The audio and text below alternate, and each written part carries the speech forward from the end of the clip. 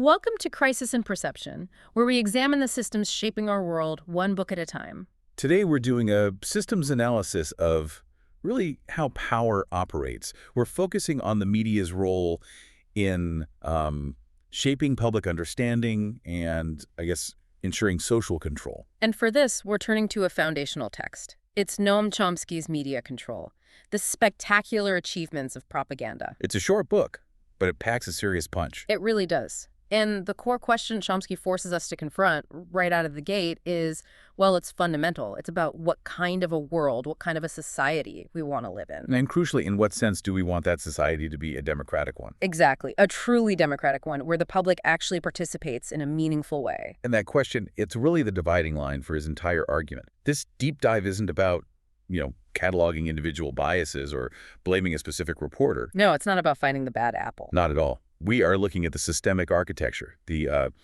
deep structure that makes sophisticated propaganda techniques so essential. Especially in societies like ours that, boast about rejecting the overt bludgeon of a totalitarian state. Right. It's that paradox of consent, isn't it? We're exploring Chomsky's argument that media control is this spectacular achievement of propaganda, precisely because it works so well under conditions of professed freedom. It's not state censorship. It's something more subtle. The analysis really zeroes in on how institutions, how incentives and ownership structures shape public perception to achieve what's famously been called the manufacture of consent. And to really understand how that system works, the mechanisms of engineered agreement, we first need a little context on the author. Noam Chomsky. Right. He is, of course, a world-renowned political activist, a writer, and professor of linguistics at MIT, where he's been since 1955. A very long time. A very long time. And his career is marked by this rigorous application of analytical methods, first from linguistics to political systems and media. Right. And while he's known for these huge, dense works like Manufacturing Consent, which he co-wrote with Edward Herman, this text, Media Control, is different. It's sharp. It is. It was published as an open media book. Which means it's basically a concise essay, a pamphlet almost. It's designed to distill these really complex, powerful ideas for a wide audience and do it quickly. And the strength of it is that he doesn't just critique the media of today. He grounds his whole analysis in the history of the early 20th century. In political science and public relations. Exactly.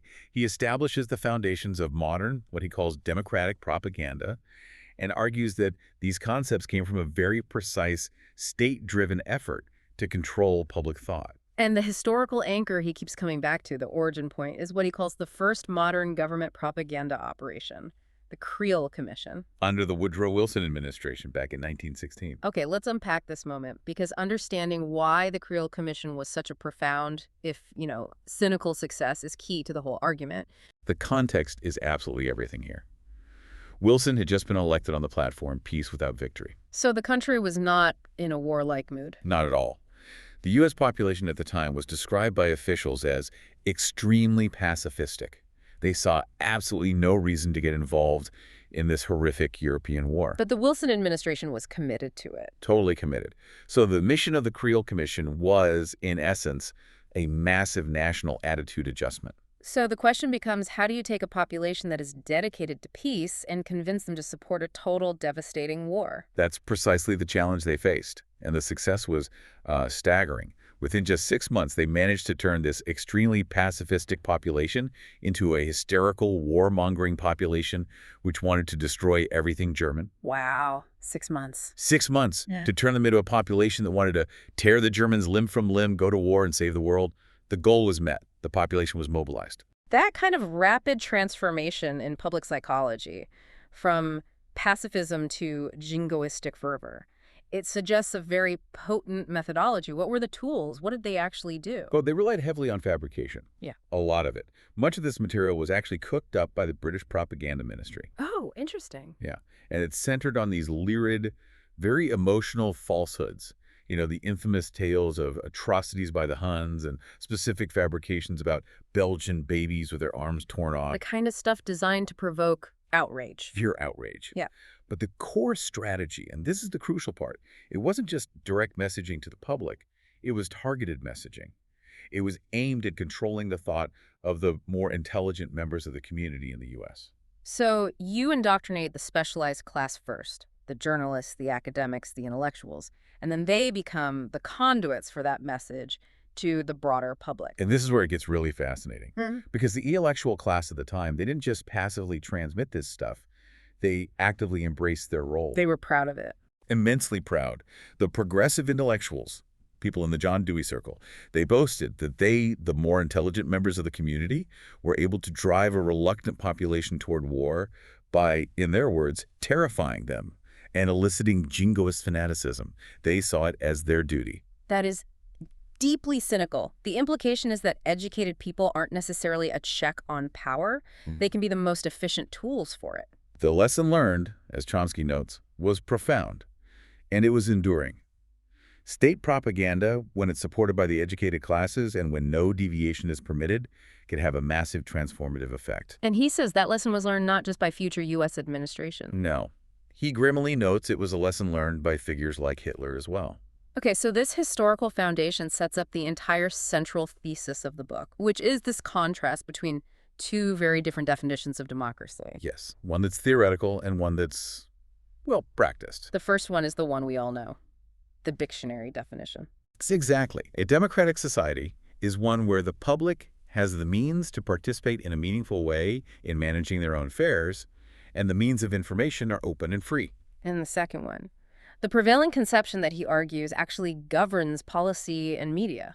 That conception dictates that the public must be barred from managing their own affairs. Why? Because they're too ignorant, too incompetent. And so the means of information must be kept narrowly and rigidly controlled. So the media's role shifts completely. Dramatically. Its purpose is no longer to inform the public so they can participate. Its purpose is explicitly to control the public mind, to ensure the public remains subordinate to the rule of a specialized class. That transition from informing to controlling, that brings us to the core ideas and the theoretical architects who really systematize this approach. In the first, and maybe the most influential figure here, is Walter Lippmann, a dean of American journalism, a major liberal democratic theorist. Lippmann was looking at the success of the Creel Commission back in the 1920s, and he saw the potential. He did. He's credited with coining that term, manufacture consent.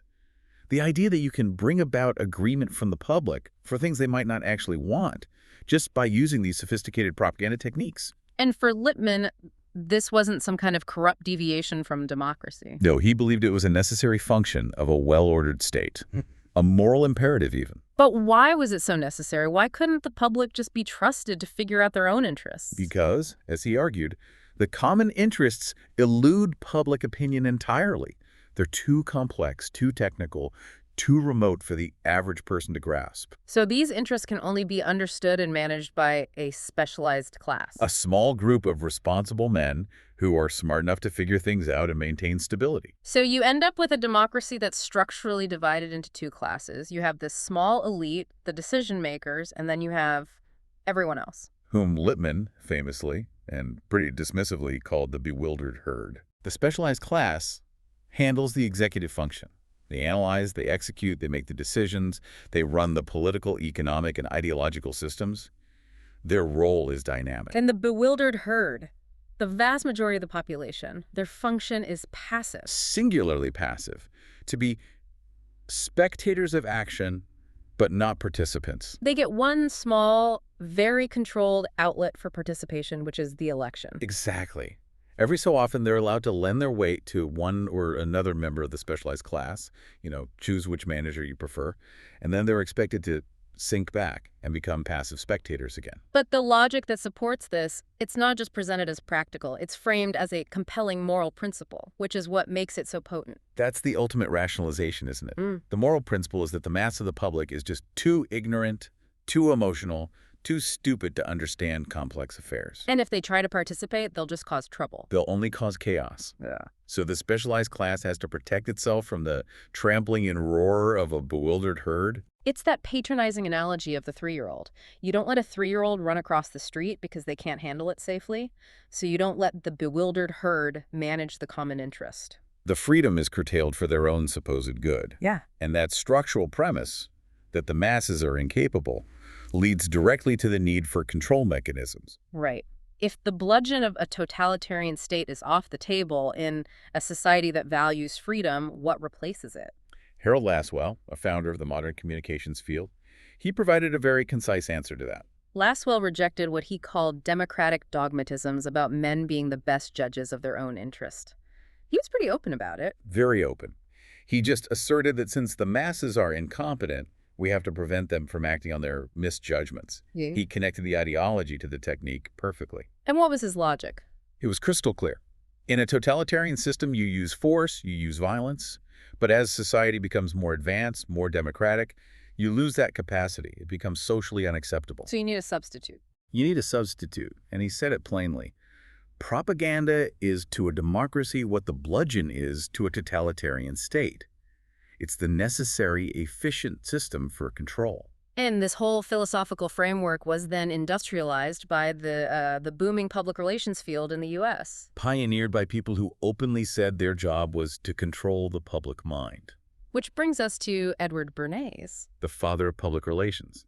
Bernays, just like Lippmann, came directly out of the Creel Commission. He mastered these techniques during the war, And he developed the concept of the engineering of consent. which he described as the essence of democracy, a truly remarkable inversion of the term. And the practical goal of this engineering was always to make sure the public remained subordinate to business rule. This became critical in the 1930s. Especially as organized labor started gaining real legislative power. The Wagner Act in 1935, protecting the right to organize, was a huge moment. Business elites saw this as a catastrophe, a democratic deviation. It presented two huge challenges for them. First, the bewildered herd was actually winning legislative victories. They were asserting their interests. And second, and maybe more terrifying for the elites, was the organization itself. Yes, Chomsky emphasizes this over and over. People must be atomized and segregated and alone. That's how you prevent them from reinforcing their views and becoming actual political participants. Organization is the great enemy. So the PR industry develops this comprehensive response to suppress labor organizing. The Mohawk Valley formula during the 1937 steel strike is a key example. This is where it moves beyond theory into industrial-scale behavioral control.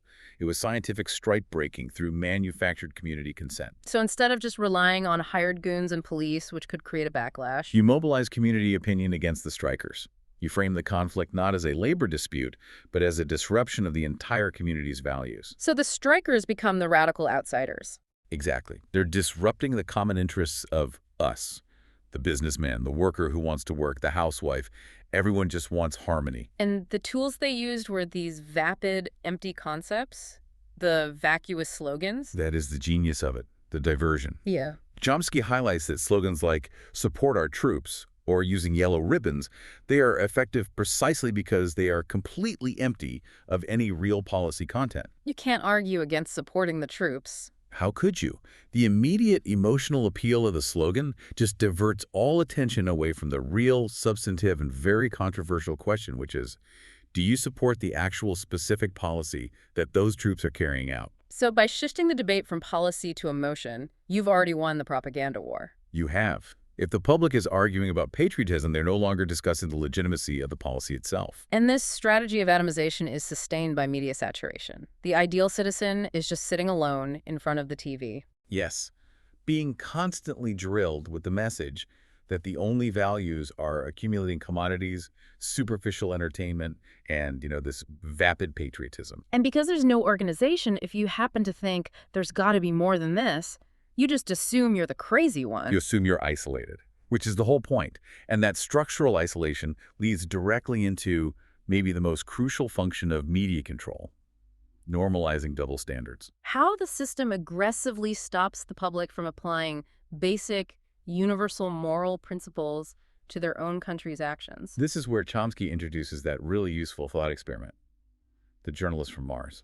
Right. Imagine an intelligent, rational observer who just adheres to basic moral truisms. Simple stuff. If an act is wrong when others do it, it must also be wrong when we do it, or when our allies do it. But within the prevailing intellectual culture, that simple moral idea is seen as an extremely dangerous heresy. And this is fascinating because it forces the system to create a whole specialized vocabulary to protect itself. So if you dare to suggest applying universal standards, if you compare American actions in, say, Central America to Soviet actions in Afghanistan, You're immediately charged with moral relativism, moral equivalence, or the ultimate intellectual crime, America bashing.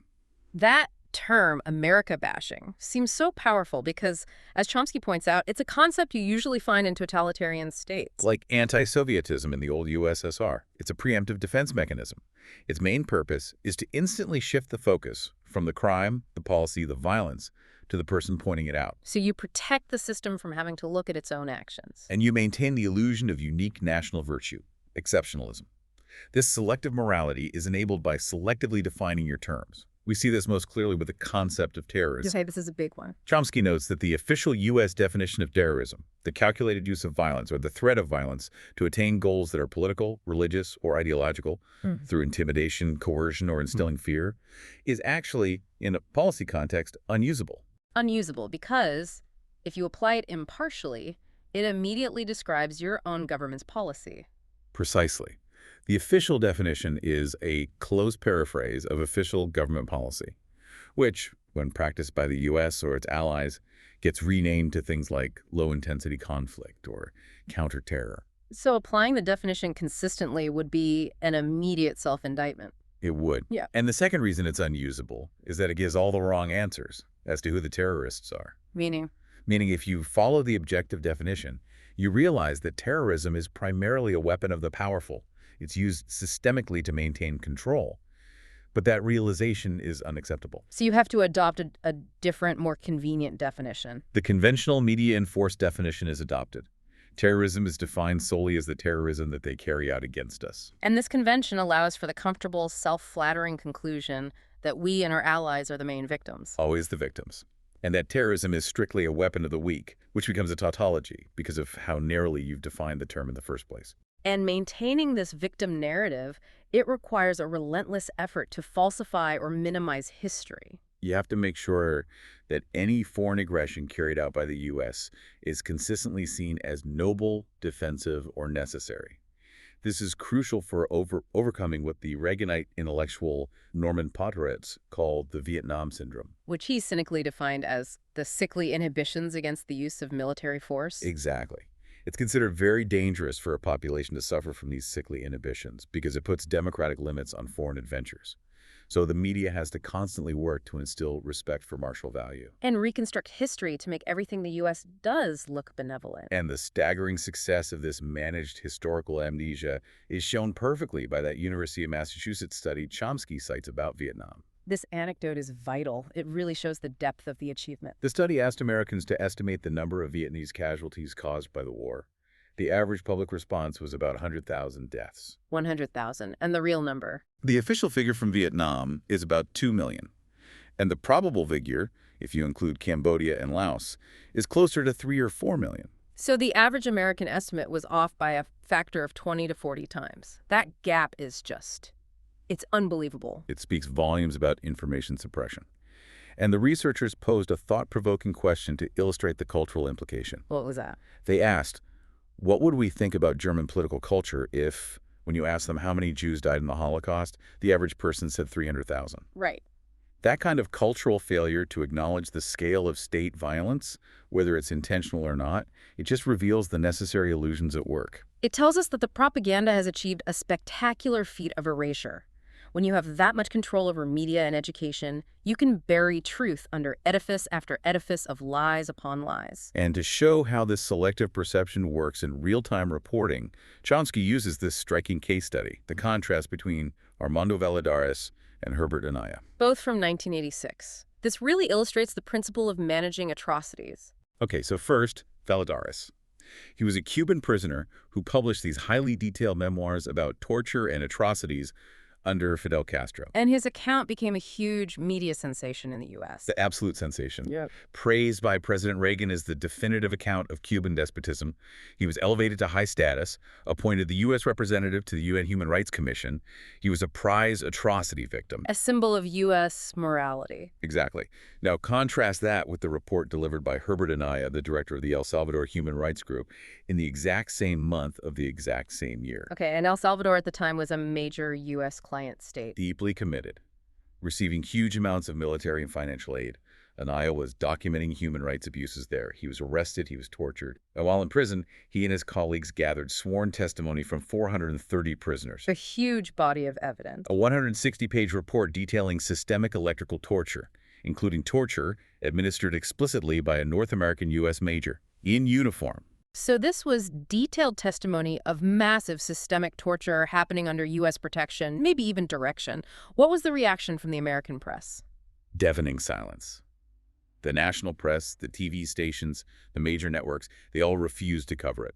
The report was completely suppressed. And what happened to Anaya? He was later assassinated, almost certainly by the U.S.-backed security forces, and almost no information about his death or his work ever appeared in the public record here. The contrast could not be clearer. Valladores, whose account was about their crimes in Cuba, was celebrated. And Anaya, whose sworn testimony detailed our crimes and our clients' crimes, was silenced, buried, and ultimately killed with almost no notice. It reveals the architecture of control at its most efficient. Atrocity reports are managed based entirely on who is perpetrating the violence. If it's an official enemy, it's front-page news. If it's an ally, the report simply doesn't exist. Okay, let's move from the tools to the architecture itself. Our systems mapping section. Who is actually running the show? The masters of society, as Chomsky calls them. He's unambiguous here. The masters of society are the people who own this society. He defines this as a pretty narrow group. Private power. The business community. The heads of major corporations, financial institutions, and so on. They set the core policy agenda. But they don't do the day-to-day management themselves. They delegate that to the specialized class we talked about earlier. That's right. The decision makers in the political, economic, and ideological systems, they have to be filtered. They have to be trained. They must be deeply indoctrinated in the values and interests of private power. You only get into that executive function if you've proven you're reliable. You're essentially the power structure's highly trained employees. And this is where the media and PR industry function as that vital corporate monopoly, channeling the message down to the bewildered herd. And the financial investment in this is just staggering. It's a massive industry. Chomsky estimated decades ago that the PR industry was spending about $1 billion a year, all dedicated to controlling the public mind and achieving the almost total subordination of the public to business rule. It's not about promoting products. It's about controlling the political environment. One of the primary systemic goals is the continuous suppression of organization among the herd. We keep coming back to this because it's so important. Why is organization so fundamentally threatening to this managed democracy? Because if people are no longer atomized and segregated and alone, they start to reinforce their dissenting views. They discover they aren't crazy. And they might actually enter the political arena as participants, not just spectators. Which is the definition of the crisis of democracy that the elites fear. The famous gender gap regarding military force is a concrete example of what happens when organization breaks through that barrier. It's a perfect illustration. In the 1960s, attitudes of men and women toward foreign intervention were pretty similar. But over time, as a direct result of the feminist movement, an organized, powerful movement, a huge gap opened up. Something like 25%. A 25% gap, with women being significantly more reluctant to support military action. That is a measurable statistical outcome of political organization. It shows that organization allowed women to reinforce their collective skepticism. And to realize they weren't alone in their sickly inhibitions against the use of military force. That realization strengthens dissent. It's exactly what the system is designed to prevent. So if you successfully suppress organization, you have to keep the rest of the herd busy and distracted. Keep them from thinking. They should be watching the Super Bowl or sitcoms or violent movies. And just as importantly, you have to keep the public pretty scared and frightened of all kinds of devils. Fear as a mobilization tool. Fear maintains obedience and passivity. And this fear strategy is deployed most intensely when domestic, social, and economic problems become severe and the power structure has no intention of fixing them. The systematic, repetitive mechanism of diversion he calls the parade of enemies. Right. When you have soaring national debt, declining wages, collapsing infrastructure, and the specialized class can't or won't solve those problems, you have to urgently divert the herd's attention. How does that cycle work? By constructing a major existential monster every year or two. Think about the parade. The Russians, international terrorists, narco-traffickers, Saddam Hussein, Cuba, the next great threat. You frighten and terrorize the population. You whip them into a state of chronic anxiety, and that anxiety justifies a massive military buildup and, ideally, a magnificent victory over Grenada, Panama, or some other defenseless third world army. And the result is a jingoistic rallying effect that keeps people passive while their own society deteriorates. Exactly. What's so amazing is that this level of propaganda success persists without a government ministry of censorship. It's the spectacular achievement under conditions of freedom. It relies on a self-imposed totalitarianism. Yeah. The educated segments, the specialized class, they goose-step on command and repeat the slogans they're supposed to repeat. They internalize the premises of power, so overt censorship becomes unnecessary. The Gulf War coverage in 1991 is a chilling illustration of this self-censorship in action. It's a textbook case. First, the exclusion of dissent. You had an articulate Iraqi democratic opposition who were against both Saddam and the U.S. war. They wanted a peaceful resolution. But their views aligned with the small, marginalized peace movement here, which was deemed the wrong view. So they were just ignored, functionally silenced. And the official reasons for the war, that aggressors can't be rewarded, were just accepted without question. Even though they could be refuted in 2 minutes by a literate teenager, if the U.S. really upheld that principle, it would have to bomb itself for invading Panama. But nobody in the mainstream points that out. But the truly critical part was the concealment of a viable diplomatic path. That's the key. In the lead-up, Iraq made a concrete offer. It was released by U.S. officials. They offered to withdraw totally from Kuwait. In return for what? In return for the Security Council, considering the broader Arab-Israeli conflict and weapons of mass destruction in the region, it required linkage. And what was the American public's view on that kind of linkage? A poll right before the war showed that 2/3 of the American population actually favored that kind of negotiated settlement. But the media had already established the narrative that linkage was unacceptable. Goose-stepping on command. So the public was led to believe they were alone in favoring a diplomatic solution. And critically, they were prevented from knowing that Iraq had actually made such an offer the majority of them supported. So by suppressing that one key fact, the system ensured the war policy could proceed without any effective, organized opposition. That's the core mechanism. It's not just twisting facts. It's making sure the critical facts that would enable rational public debate are completely out of sight, buried. Let's turn now to the present-day implications. These patterns of manufactured consent, of selective definition, they've continued. The war on terror in 2001 mirrored the rhetoric of the 1980s. The continuity is striking. The mechanisms are the same, just with new actors and enemies. And that moral truism test, if it's wrong for them, it's wrong for us, it immediately exposes the double standard. Let's use that comparison of Afghanistan and Haiti to illustrate the point. Okay, if the U.S. is entitled to bomb Afghanistan until they get the leadership changed, which is a textbook example of international terrorism by the official U.S. definition, then applying that moral truism means Haiti should be equally entitled to use large-scale terror against the U.S. And why Haiti specifically? What's their claim? Haiti has repeatedly requested the extradition of a convicted murderer, Emmanuel Constant, a terrorist leader responsible for 4,000 to 5,000 deaths.